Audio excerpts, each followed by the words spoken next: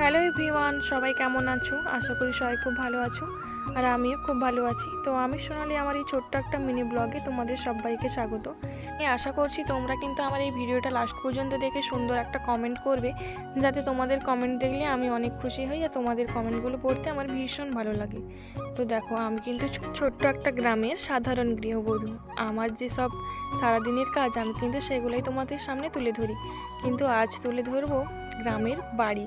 তো দেখো, যাদের গ্রামে ঘর তারা কিন্তু সবাই জানো এই ঘরে কিছু থাক আর না থাক ছোট্ট একটা বাগান থাকবে। আমারও সেই ছোট্ট একটা বাগান আছে, যেখানে লঙ্কা গাছ, বেগুন গাছ, বৈতাল গাছ, মানে একটু একটু সব গাছগুলো লাগিয়ে রেখেছি। আর দেখো কত সুন্দর হয়েছে বৃষ্টি হতে।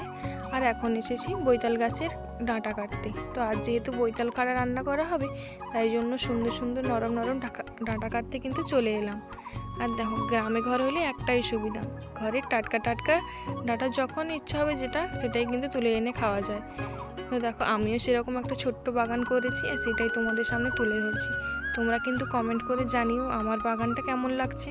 আর তোমরা যারা টাটকা টাটকা ডাঁটা খেতে ইচ্ছা করছে, চলে এসো আমার বাড়ি। এই যে এখন বৃষ্টি হয়েছে, গাছগুলো দেখো কত সুন্দর হয়েছে আর পুরো সবুজে সবুজ, দেখতে কিন্তু খুব ভালো লাগে। আর গ্রামের পরিবেশ তো একদম সত্যি ভালো, অনেক ভালো লাগে। তারপর দেখো, এইখানে কিন্তু একটা ছোট্ট বৈতাল হয়েছিল, তাই সেটাকে খুলে দেখছিলাম আছে কি নেই।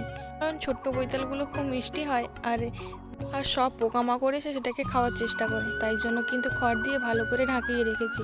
দেখো, গাছ লাগিয়েছি সে তো একটু ফলের আশায় না, তাই এত সুন্দর সুন্দর গাছ হয়েছে, ফল হবে না তাই কি কখনো হয়? তাই জন্য ফলগুলোকে ঢাকার জন্য খড় ব্যবহার করেছি। আর এই দেখো, আজ যেহেতু ডাঁটা রান্না করা হবে, তাই জন্য কিন্তু ঘরে টাটকা টাটকা ডাঁটা কাটতে চলে এলাম। তো তোমাদের কেমন লাগছে অবশ্যই কিন্তু কমেন্ট করে জানিও। আর আমার এই ছোট্ট বাগানটা ভালো লাগলে অবশ্যই লাইক কমেন্ট শেয়ার করতে কিন্তু ভুলো না। আর আমি কিন্তু টুকটাক গাছ লাগাতেও ভালোবাসি আর গাছের দেখাশোনা করতেও কিন্তু ভালোবাসি। দেখো, এই গাছগুলো কিন্তু সবই আমি লাগিয়েছিলাম আর এত সুন্দর হয়েছে দেখে ভীষণ খুশি লাগছে। তো আমার কিন্তু ডাঁটা কাটা শেষ আর এখন যাব বাড়ির দিকে। তো চলো তোমাদের দেখাই কতগুলো ডাঁটা কাটলাম। দেখো, এতগুলো ডাঁটা কেটে নিয়েছি আর এখন যাচ্ছি বাড়ির দিকে। তো আমার ভিডিওটা কেমন লাগলো অবশ্যই কিন্তু কমেন্ট করে জানিও। আর এখন এখান পর্যন্তই, দেখা হচ্ছে সুন্দর আরও একটা নেক্সট ভিডিওতে। ততক্ষণ সবাই সাবধানে থেকো।